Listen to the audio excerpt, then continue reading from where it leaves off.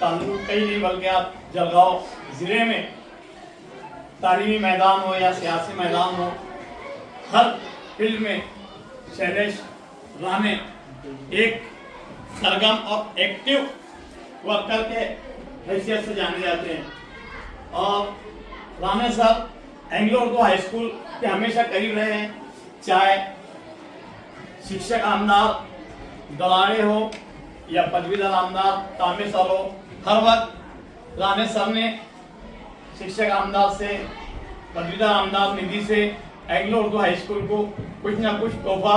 जरूर दिया है। हाल ही में पदवीधर आमदार निधि से एक